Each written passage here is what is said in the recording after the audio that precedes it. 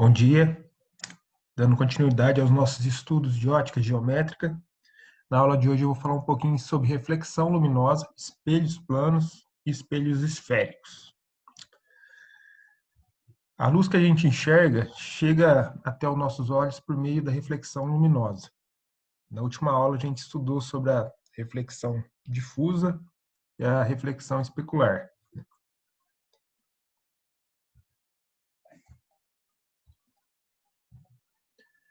As leis da reflexão. Primeira lei, os raios incidentes e refletidos são coplanares, eles pertencem ao mesmo plano. E a segunda lei, o ângulo de incidência possui a mesma medida do ângulo de reflexão. O que isso significa? Aqui eu tenho um objeto ou um espelho, aqui eu tenho a luz chegando até esse objeto e ela sendo refletida. Dizer que os raios de incidência e refletido são coplanares significa que eles fazem parte do mesmo plano. Ou seja, eles estão no mesmo meio. Aqui eles não passaram para um meio diferente. Se eles estão vindo pelo ar, ele é refletido no ar também. Então, eles são coplanares. E o ângulo de incidência e de reflexão ter a mesma medida é com relação à normal. A normal é uma reta perpendicular ao objeto. Então, o ângulo formado entre o raio de incidência e a normal, ele vai ter sempre a mesma medida do ângulo formado pelo raio refletido e a normal.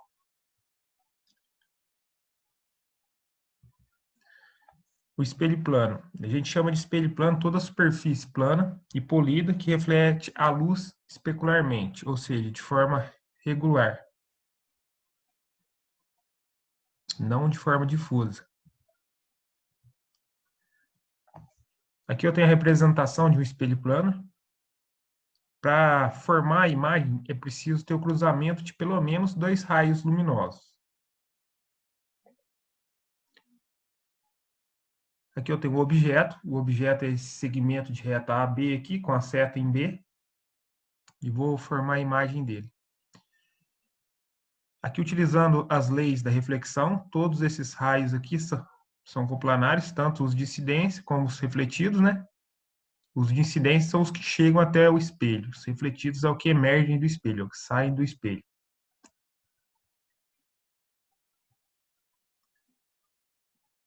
Aqui, nesse caso, eu poderia utilizar vários raios, mas eu vou utilizar 3. E vou formar a imagem aqui do ponto B. Aqui eu tenho o primeiro raio, o segundo raio e o terceiro raio. Como eles são paralelos, eles não vão se cruzar nunca aqui na frente do espelho. Então, eu prolongo eles atrás do espelho. O local onde eles cruzam aqui é onde forma a imagem. Então, a imagem desse ponto B, eu vou chamar ele de B'. Agora, eu vou formar a imagem do ponto A. Vou utilizar 2 raios aqui que saem do ponto A e chegam no espelho. Então, ele chega no espelho e é refletido com o mesmo ângulo, né? Eles são paralelos, não vão se cruzar nunca na frente do espelho aqui, então eu prolongo eles atrás do espelho. Onde eles se cruzam é onde forma a imagem. Agora, formando a imagem do objeto completo, eu consigo perceber aqui que essa imagem ela é virtual. Essa classificação de imagem virtual ou real significa onde ela é formada. Se ela é formada dentro do espelho, atrás do espelho, a gente chama ela de virtual. Se ela é formada na frente do espelho aqui, a gente vai chamar ela de real.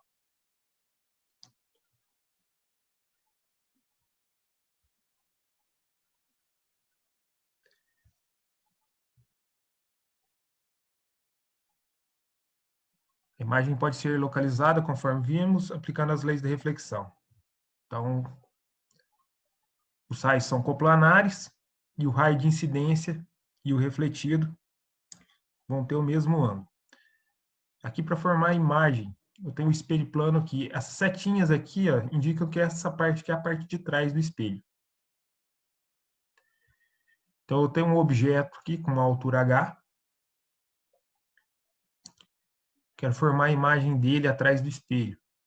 Vou pegar um raio aqui, que ele forma um ângulo de 0 graus com a normal. Então, ele volta sobre ele mesmo. E aqui eu tenho um ângulo de incidência aqui que forma um certo ângulo aqui com a normal. Os raios refletidos não se cruzaram, então eu prolongo eles atrás do espelho. Se eu prolongar ele aqui, o raio refletido, ele vai vir até aqui e vai cruzar com ele aqui. Nesse ponto aqui, ele forma a imagem desse objeto H. O ponto P, aqui o ponto P'. Eu vou utilizar esse linha aqui sobre a letra para indicar que faz parte da imagem, tá? A distância do objeto até o espelho é a mesma distância da imagem até o espelho. E no espelho plano, o tamanho do objeto é igual ao tamanho da imagem. E a imagem formada é virtual, que ela sempre vai formar atrás do espelho.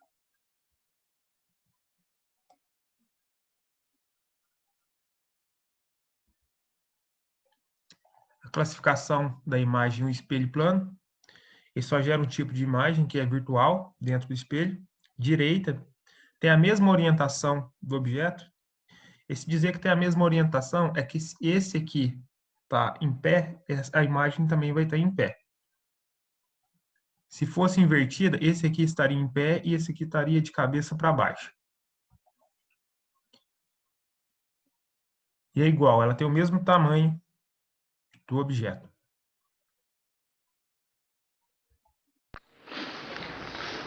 Vamos analisar aqui como se forma a imagem de um ponto P fornecida por um espelho plano. Um dos raios que são provenientes do ponto P e o respectivo raio refletido.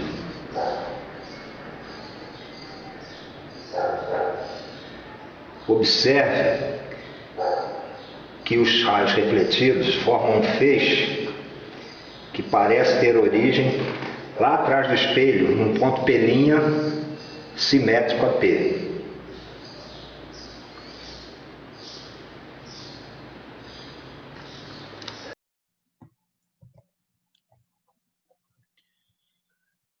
A associação de espelhos planos é quando dois espelhos planos são associados, formando um ângulo alfa entre eles.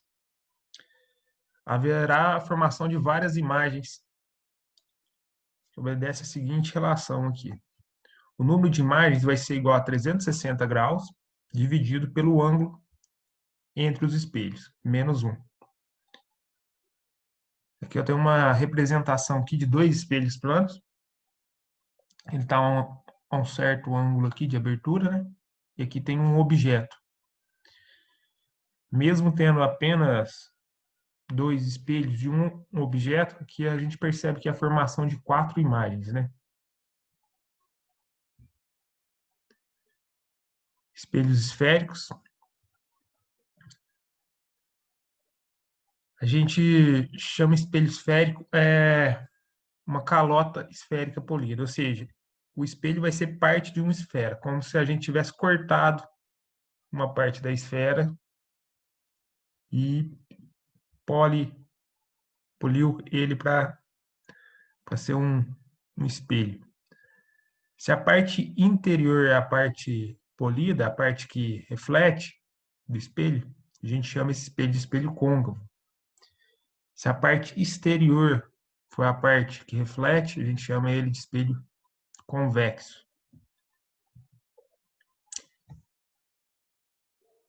Eu tenho a apresentação do espelho côncavo, a parte interna da calota é a que é a refletiva. E aqui um espelho convexo, a parte externa da calota é a parte que reflete, é a parte polida.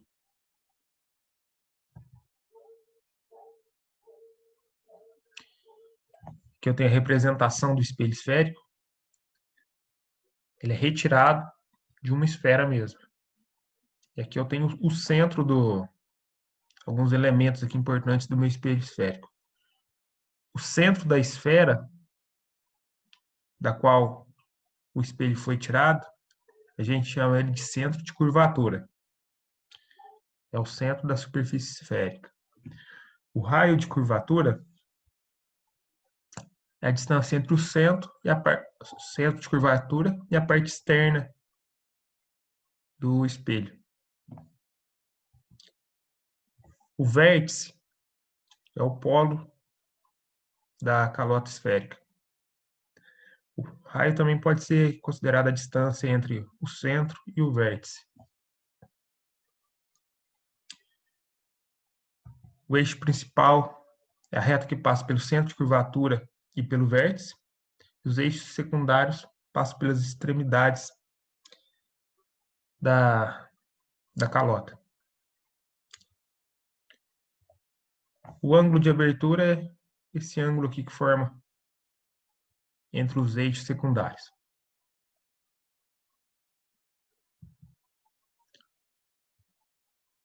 Foco dos espelhos esféricos.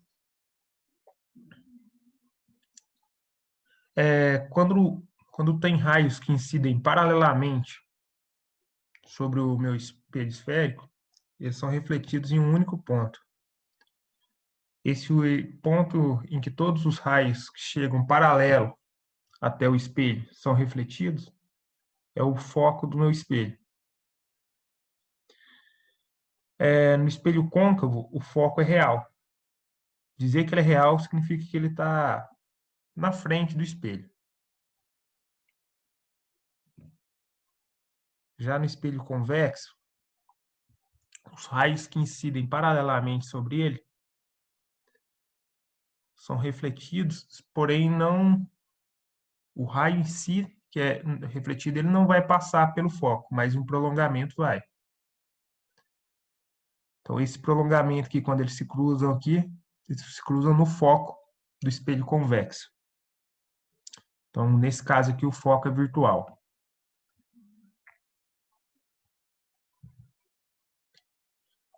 Aqui é a representação de vários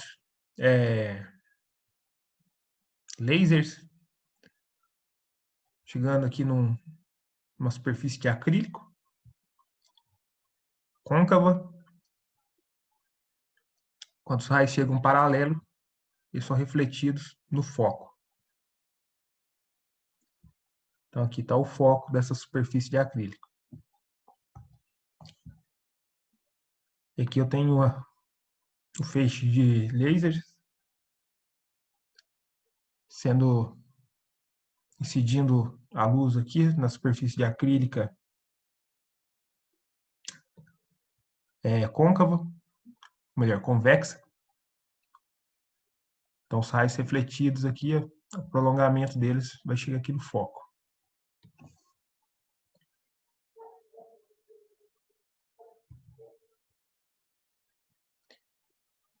Formação de imagem no espelho esférico. A imagem vai se formar quando tem o cruzamento de pelo menos 2 raios refletidos. Aqui eu tenho um objeto, os raios incidentes aqui, tem vários raios que incidem, eu peguei 2 aqui. Aqui eu tenho o centro de curvatura. Então, o local aqui onde eles se cruzam é onde forma a imagem.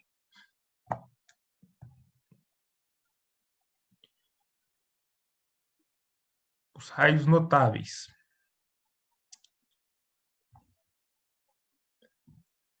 Os raios que incidem passando aqui pelo centro de curvatura, ele volta sobre ele mesmo. Olha o exemplo aqui no espelho côncavo. Ele chegou aqui passando pelo centro de curvatura e ele volta sobre ele mesmo. No caso do espelho convexo, se eu mirar um raio no centro de curvatura, ele vai voltar sobre ele mesmo. No caso aqui, estava na mesma direção do centro de curvatura, voltou sobre ele mesmo. Os raios que incidem paralelo ao eixo principal, e vão ser refletidos no foco. Se os raios chegarem aqui paralelos a esse eixo principal, ele vai ser refletido no foco.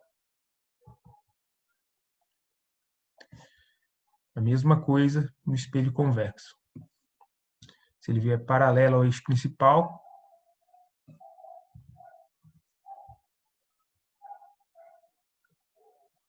o raio refletido, a gente prolonga ele para ele passar no foco.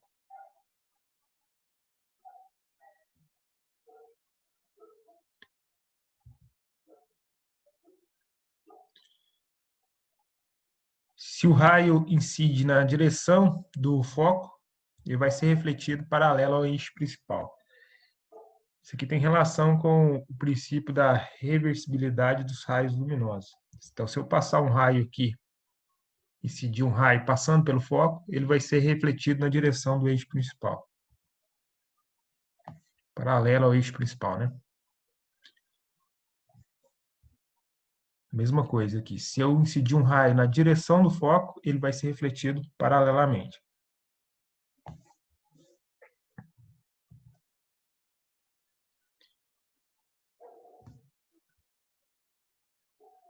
Os raios que incidem sobre o vértice são refletidos de forma simétrica com relação ao eixo principal, ou seja, o raio incidente e o refletido vão ter a mesma medida.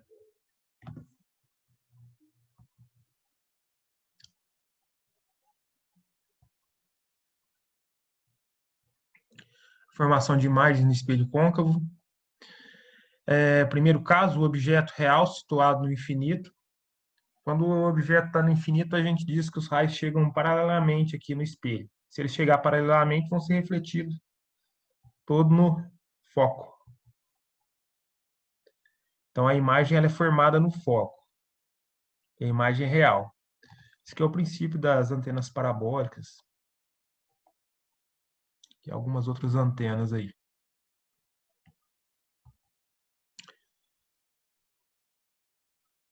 Segundo caso, o objeto situado antes do centro de curvatura. Aqui eu tenho a representação do espelho côncavo. Aqui eu tenho o centro de curvatura, aqui eu tenho o foco, aqui eu tenho o vértice. O objeto está situado além do centro de curvatura. Então, vou utilizar aqui pelo menos dois raios notáveis. O primeiro aqui é um que vem paralelo e volta no foco. O outro que passa pelo foco e volta paralelo. No local onde eles se cruzam é onde forma a imagem. Nesse caso que a imagem vai ser real, porque ela se formou na frente do espelho. Invertida, porque ela tem a orientação diferente da orientação do objeto. Ela está virada para baixo, aqui o objeto está virado para cima. E com relação ao tamanho, ela é menor. E ela se forma entre o centro de curvatura e o foco.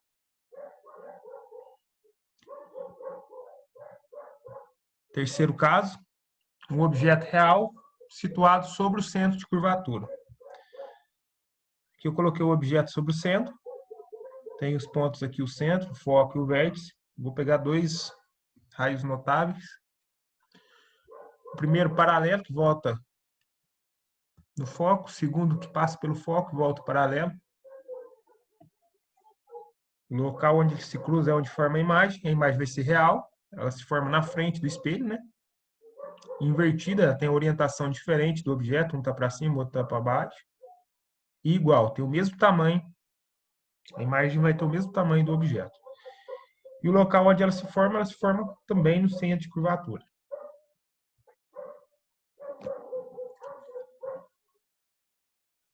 Acho que é o quarto caso, né? Objeto real situado entre o centro e o foco. O objeto agora está entre o centro e o foco.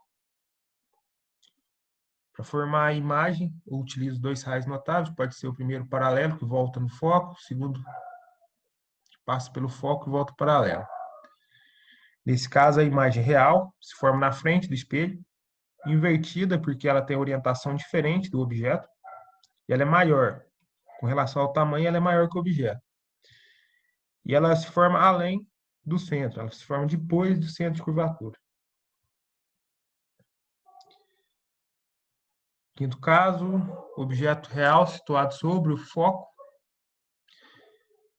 Vou pegar aqui 2 raios notáveis, pode ser o primeiro paralelo, que volta sobre o foco, e o segundo que passa pelo vértice e volta simetricamente, né? Nesse caso, eles não cruzaram aqui, tá? Os raios refletidos são paralelos. Então, se eu prolongar eles além do espelho aqui, atrás do espelho, eles nunca vão se cruzar também. Então, não forma imagem. A imagem em próton, a gente diz que ela se forma no infinito.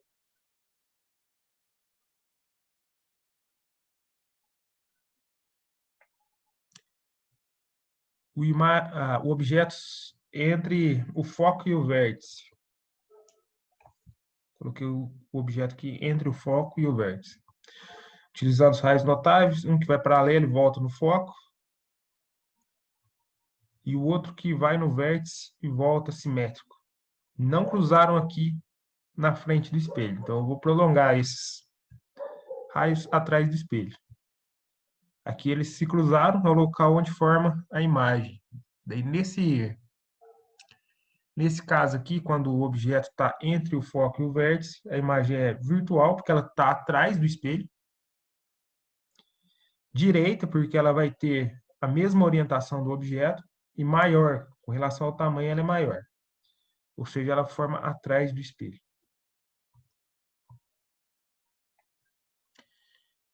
E a formação de imagens de espelho convexo só tem um tipo de imagem que forma. Então, coloquei o objeto na frente do espelho, vou utilizar 2 raios notáveis, um que vai paralelo e o raio refletido é na direção do foco, e o outro no vértice e volta simétrico, né? Os raios não se cruzaram na frente do espelho, nem vão se cruzar, então eu prolongo os raios. Prolonguei esse segundo raio aqui, o lugar onde os 2 prolongamentos se cruzam é onde forma a imagem. A imagem vai ser virtual, ela se forma atrás do espelho, direita, que ela tem a mesma orientação do objeto, e com relação ao tamanho ela vai ser menor. Aqui eu tenho a equação de Gauss para o estudo analítico dos espelhos esféricos. 1 sobre o foco vai ser igual a 1 sobre a distância do objeto até o espelho, mais 1 sobre a distância da imagem até o espelho. O foco vai ser igual ao raio dividido por 2. Tem a convenção de sinais. Se der positivo é real, se der negativo é virtual. Eu tenho a ampliação, aumento linear, transversal, que é o quanto aumentou ou diminuiu da imagem com relação ao objeto. Então, para eu saber isso, eu pego o tamanho da imagem e divido pelo tamanho do objeto. Vai ser igual também a distância, a menos a distância da imagem até o espelho, dividido pela distância do objeto até o espelho.